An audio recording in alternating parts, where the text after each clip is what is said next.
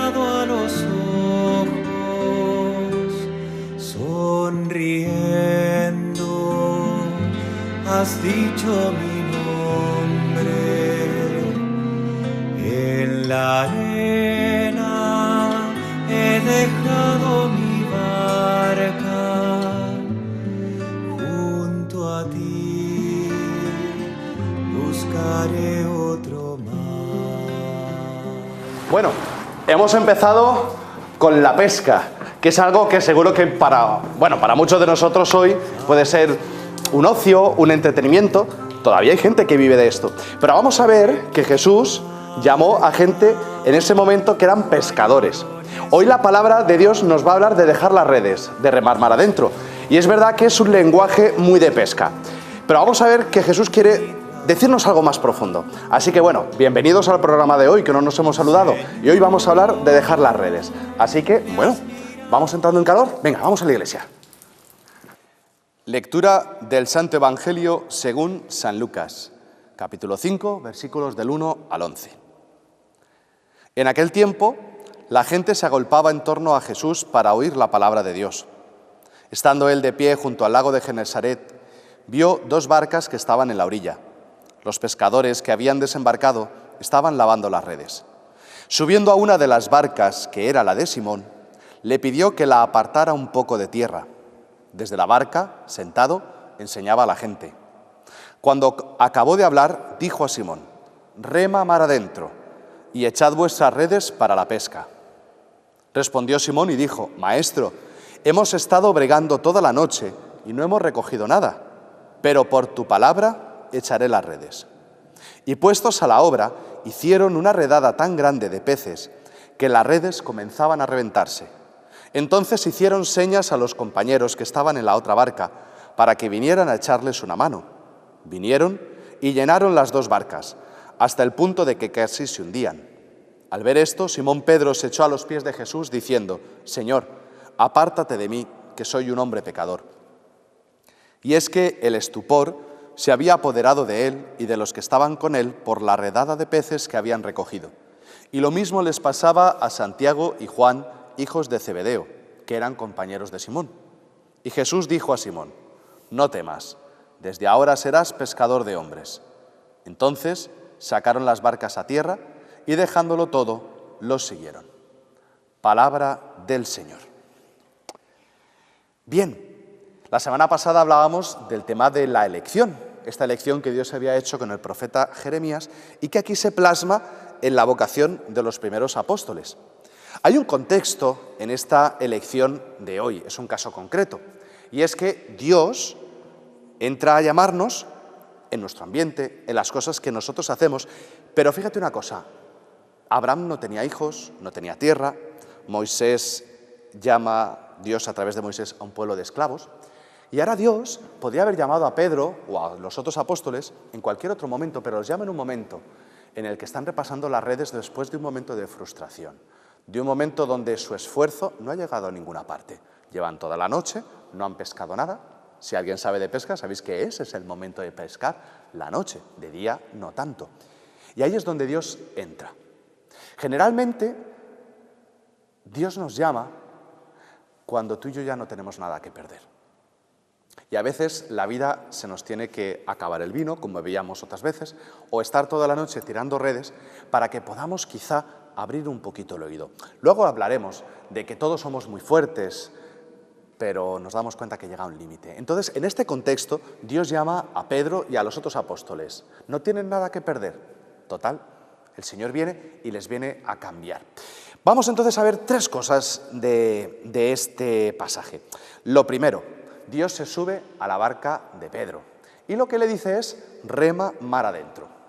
Esto es una invitación que también Dios nos hace a cada uno de nosotros. Remar mar adentro significa salir de nuestro metro cuadrado. Todos tenemos lo que en psicología se llama nuestro área de confort o nuestro metro cuadrado, ¿no?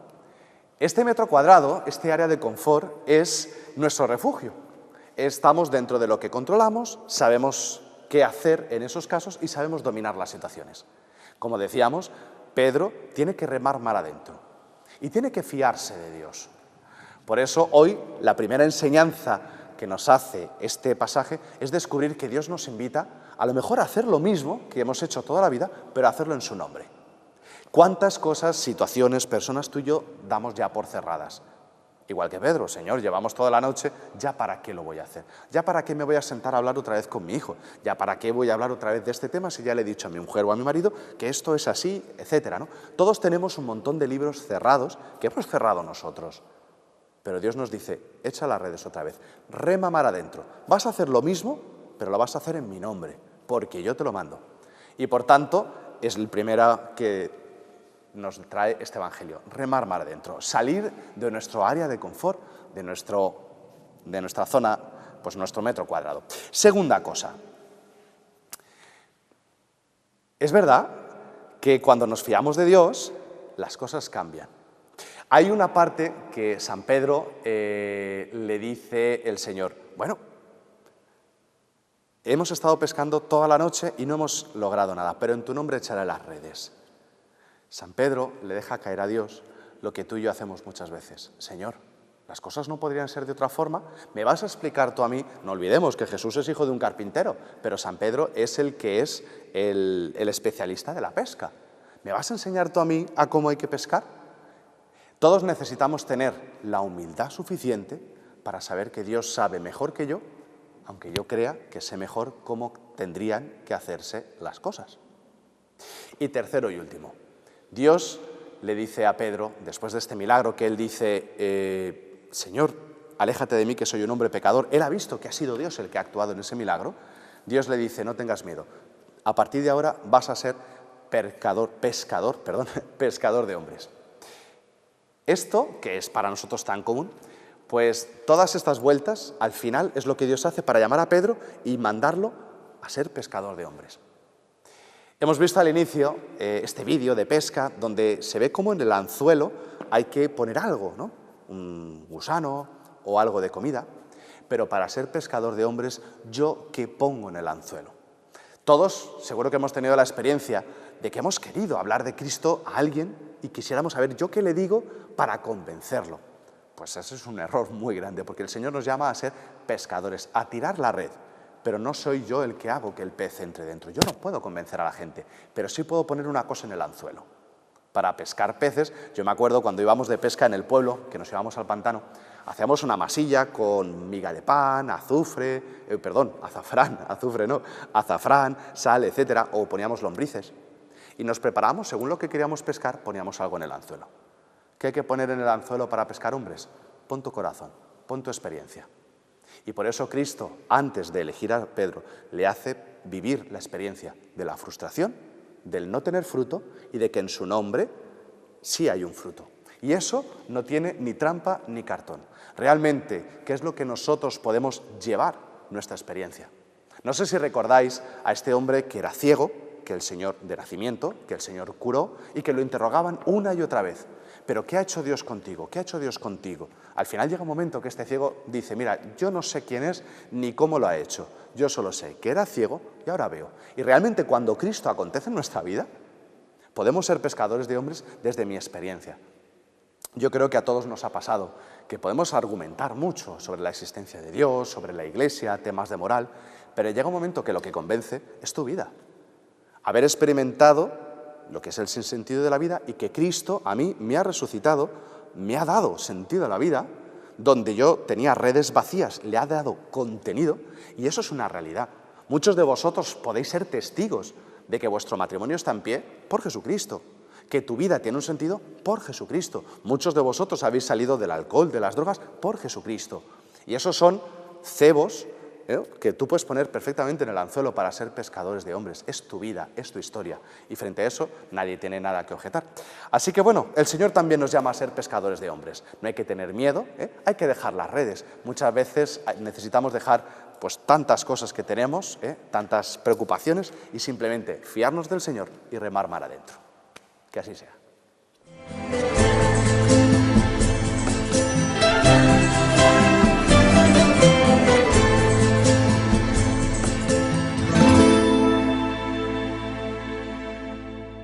Hoy topamos con la Iglesia y precisamente el texto del Evangelio nos habla de este encuentro entre Jesús y Pedro, la elección, la vocación, dejar las redes, que Dios haga las cosas a su forma. Y el Santo Padre, el Papa Francisco, en este último documento que nos ha regalado, la Gaudete et Exsultate, habla precisamente de dos dificultades que tenemos para ser santos hoy en día. Y es verdad que hace un análisis, y yo quiero compartir con vosotros. En el principio del documento, en la primera parte, habla de estos dos peligros, que son el gnosticismo y el pelagianismo. Es verdad que son dos palabras que a lo mejor pues hace falta explicarlas, pero el Papa lo hace estupendamente. A ver, todos estos dos peligros son, digamos, actuales, pero vienen de muy antiguo. Los primeros cristianos, cuando tienen su experiencia de fe, obviamente la tienes que expresar dentro de una filosofía y de una mentalidad propia de la época. Pero existieron unos cristianos que con el gnosticismo quisieron expresar la fe cristiana, pero al final terminó siendo más un gnosticismo, propiamente dicho, que la fe cristiana. ¿En qué consiste este peligro del gnosticismo para nuestra fe y para nuestro camino en la santidad? Pues el gnosticismo lo que intenta es explicar racionalmente y totalmente a Dios. Ya vais a ver que en el programa hablaremos en la entrevista de que fe y ciencia se pueden encajar, pero se complementan. El problema es cuando nuestra razón, en su vanidad, quiere comprender a Dios totalmente. Muchos conocéis la historia de San Agustín, que en este sueño que tuvo veía como un niño intentaba meter el mar en un agujero en la playa. Pues de la misma forma es querer meter a Dios en mi razón. Es verdad que la fe es razonable y es verdad que puedo hacer una racionalización de mi experiencia de Dios, pero yo no puedo convertir mi fe en querer ser el Google de Dios y querer tener respuestas para todo, porque en el fondo siempre nuestra razón necesita de dar un campo a la fe. Por eso el gnosticismo, el querer tener respuestas para todo, o simplemente convertir la santidad en un saber muchas cosas de Dios, pues bueno, no es la verdadera santidad. Cuando Pedro tiene que dejar las redes, muchos tenemos que dejar también pues, nuestro afán gnóstico o nuestro afán racionalista de la fe. Pero también necesitamos dejar otras redes, y es lo que habla el pelagianismo. Pelagio fue un hereje de los primeros siglos que quiso o hizo un énfasis de que es cierto que Dios no me salva sin mí, como dirá San Agustín, pero tampoco la salvación depende únicamente de mi esfuerzo personal. Contamos con la gracia. Y el Papa Francisco insiste mucho en que Él es el que nos llama y Él es el que nos da la gracia para vivir la santidad. La santidad no es un escalar en virtudes o en un esfuerzo, porque si así fuera, la santidad sería solamente para unos esforzados que terminarían como los fariseos, juzgando a todo aquel que no hace lo que Él hace. Nos olvidamos, si nos metemos en el pelagianismo, que precisamente la santidad es una llamada. Y lo mismo que hemos visto en el Evangelio, que Dios llama a los apóstoles y les hace vivir una experiencia de que su esfuerzo, de que su inteligencia como pescadores no les sirvió para pescar, sino que fue su gracia y su palabra la que hizo esa pesca milagrosa. Lo mismo también el pelagianismo. La santidad no es un esfuerzo. Si yo vivo la santidad desde mi propio esfuerzo, lo que experimentaré es la frustración constante de que vuelvo a caer. Y ahí es donde mucha gente no cree que pueda ser santo porque experimenta la caída. Pero como dirá también en otros documentos el Santo Padre, lo importante, y lo dice siempre la Iglesia, no es no caer, sino levantarnos siempre. Por tanto, el pelagianismo, el vivir la santidad como un esfuerzo, es otra de las redes que necesitamos dejar. Así que San Pedro y los primeros apóstoles dejaron las redes. Y nosotros, en este camino a la santidad, necesitamos también liberarnos de este gnosticismo actual y de este neopelagianismo. Así que bueno, seguimos en nuestro camino a la santidad de la mano del Santo Padre.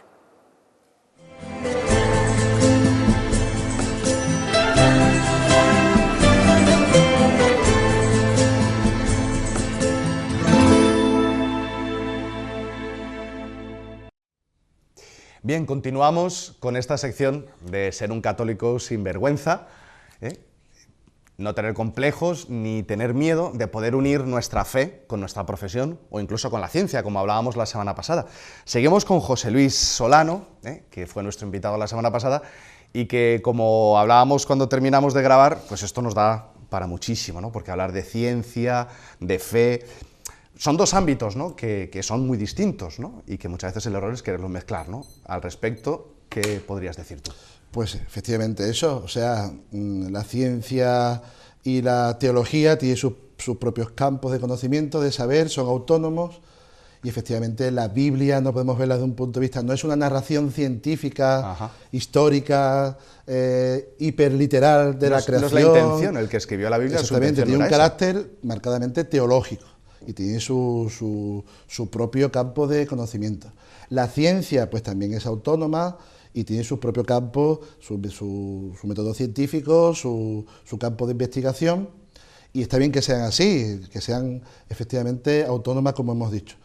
La grandeza es de que se pueden compatibilizar, se pueden armonizar, Ajá. conciliar, y eso puede ser una ayuda preciosa y muy valiosa para cimentar nuestra fe. Exacto. O sea, porque obviamente hablábamos en el otro programa de que, bueno, que es posible, ¿no?, ser científico, ser creyente, ¿no? Tú, en tu experiencia, pues lo has vivido.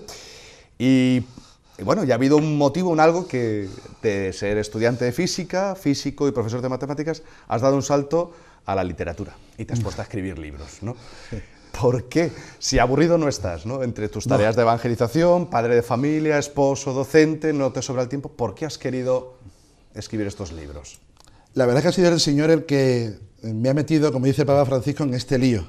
Ha sido Él el que de alguna forma ha movido de una forma un poco rocambolesca y me he visto ahí envuelto, porque yo no pensaba escribir nunca, jamás nada.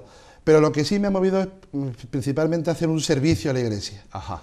A través de la ciencia, a través de la filosofía, a través de la teología, este cruce de caminos que es precioso, apasionante, pues un servicio a la Iglesia, un servicio a la evangelización, porque lo que subyace en estos textos no es otra cosa que el anuncio de Jesucristo, el anuncio del amor de Dios, que esta sociedad tanto necesita, que podamos escuchar todos una palabra, que podamos recibir todos esta buena noticia, el amor de Dios.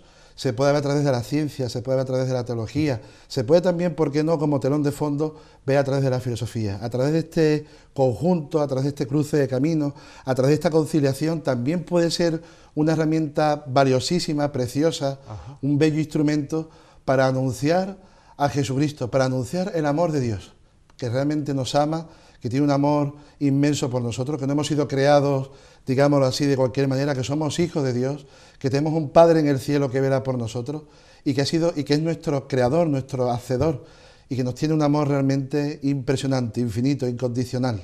Y que en la ciencia, claro, como bien hablábamos la otra vez, en el orden de la creación, en sus leyes, se ve, ¿no?, esos detalles. Eso es como cuando tú llegas a casa y ves la comida que te ha hecho tu madre, tu padre, son detalles, ¿no? Y bueno, tú has metido al Papa Francisco y él es el primero que nos dice que hay que ir a las periferias existenciales. Entonces, pues claro, tú como físico, pues tienes una serie de tesis, unos libros que nos acompañan aquí, ¿no? Sobre la luz, sobre la resurrección, también te has ido un poquito por la poesía. Si alguien ve esos títulos o lo ve en una librería y dice, oye, pues a lo mejor no sabe, ¿no? que esto habla de la fe. Haznos un pequeño resumen, ¿no? Tenemos tiempo de cada uno de estos libros, las tesis, de qué hablan. Fundamentalmente la línea común son unos ensayos donde se fomenta este diálogo que hablamos antes, hermosísimo, de la fe y de la ciencia, de la fe y de la razón. Para mí ha sido muy importante que estén enmarcados, porque son temas delicados, la resurrección, la luz, son temas muy profundos, pero para mí es muy importante que estén enmarcados dentro de la sana doctrina de la Iglesia. Los ensayos tienen el beneplácito, en este caso de mi diócesis, de Cádiz y Ceuta, tienen los dos el Nilostat, y lo que va a encontrar en ellos el lector es esta armonía, es esta conciliación, sea creyente o no sea creyente, porque son textos que han leído mucha gente incluso alejada de la Iglesia, y les ha ayudado a ver cómo realmente la ciencia no es incongruente, no es incompatible con las verdades de fe. Ya digo, insistiendo en que son campos distintos, son campos autónomos, pero se pueden compatibilizar. Y lo que subyace en estos textos, en estos ensayos, no es otra cosa que el querigma, la buena noticia, el anuncio de Jesucristo.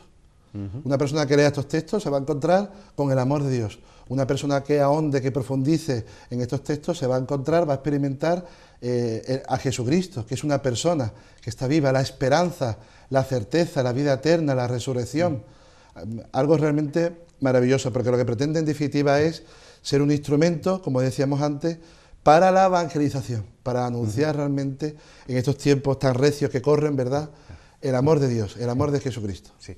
Yo quiero de los tres libros, me imagino que todos, es muy difícil decir qué parte quito, pero me llama mucho la atención este que habla de materia y resurrección, porque el centro de nuestra fe es la resurrección de Cristo. Si Cristo no resucita, pues tenemos otro filósofo, alguien con un ideal muy bueno, pero si nos puedes hacer una profundización de ese tema, materia y resurrección. Mira, materia y resurrección, la idea básica es muy sencilla.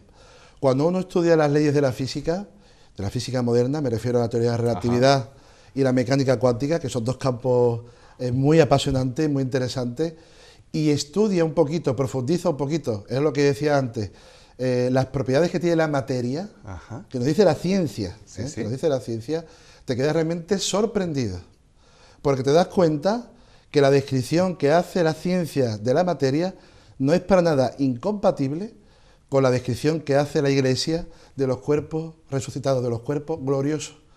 Es algo realmente que te quedas impresionado. Habla de la claridad, por ejemplo, la Iglesia cuando se refiere a los cuerpos gloriosos, habla de la agilidad, habla de la atemporalidad, habla de la espacialidad. Así una serie de propiedades que tiene un cuerpo glorioso, pues si tú miras esas propiedades y te fijas, estudias, profundizas las leyes que tiene la materia, que son apasionantes, pues te das cuenta que se pueden perfectamente conciliar. Es más, yo cuando he dado conferencias sobre materia y resurrección y he explicado a la gente las leyes físicas de la materia, se han quedado los ojos como platos, no se lo creían. Me estás contando ciencia ficción, cuentos chinos. No, son las leyes de la física sobre la materia, que pueden conciliarse, que pueden casarse. Ya digo, no hace una demostración científica exacta, no se trata de eso, sino que se pueden conciliar perfectamente, se pueden armonizar con las propiedades del cuerpo glorioso de nuestro Señor Jesucristo. Él resucita con un cuerpo material, físico, que tiene unas propiedades físicas que son perfectamente, como digo, conciliables, compatibles con las leyes física que nos dice la ciencia sobre la materia, y te quedas realmente sobrecogido. Bueno, pues esa idea central es materia y resurrección. Caray. Bueno, obviamente yo te escucho hablar y claro, yo como sacerdote, como teólogo, pues claro, no todos tenemos la capacidad de tener estos dos ámbitos, ¿no? Así que nada, José Luis, simplemente darte muchísimas gracias. A vosotros. Porque bueno, el Señor te ha dado una capacidad, un estudio, y lo has querido poner al servicio de la Iglesia, ¿no? Y bueno, así termina nuestra primera entrevista con un católico sinvergüenza, y seguro que detrás de las pantallas que nos estáis viendo hay muchos que también sois un católico sinvergüenza, que no tienes miedo de vivir tu fe, así que podéis escribirnos a nuestro correo electrónico y podéis compartir con nosotros todas las iniciativas que estáis haciendo, ¿no? Del arte, de la ciencia, de la literatura, que simplemente lleváis como forma de evangelizar. Así que, José Luis, muchísimas gracias. A vosotros. Que Dios te lo pague. Muchas gracias. Y continuamos con nuestro programa.